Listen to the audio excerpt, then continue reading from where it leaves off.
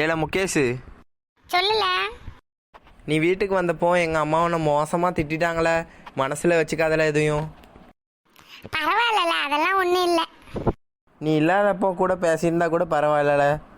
ஆனால் நீ இருக்கும்போதே உன் கூட சேர்ந்தா நான் உருப்பட மாட்டேன்னு நீ ஒரு கெட்ட பையன்னு சொல்லிட்டாங்களே, உன்னை ஹர்ட் பண்ணுற மாதிரி பேசிட்டாங்களே.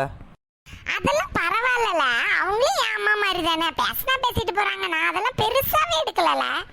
இல்லை, நீ எல்லாம் ஒரு மனுஷனால உனக்கெல்லாம் சூடு சொரணே கிடையாதா? எங்கள் அம்மா உன்னை திட்டினது எனக்கே கஷ்டமாக இருக்குது.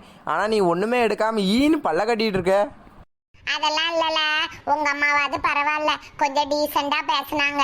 எங்க அம்மா நேத்து உன்னைய கழுவி ஊத்துனாங்க, பேட் வேர்ட்லாம் திட்டுனாங்க. உன் கூட சேரவே கூடாதுன்னு என்னைய சொன்னாங்க. அதுக்கு உங்க அம்மா திட்டுனது எவ்வளவோ பரவாயில்லன்னா பாத்துக்கேன். அதனாலதான் நான் அப்படி சிரிச்சிட்டு இருந்தேன்.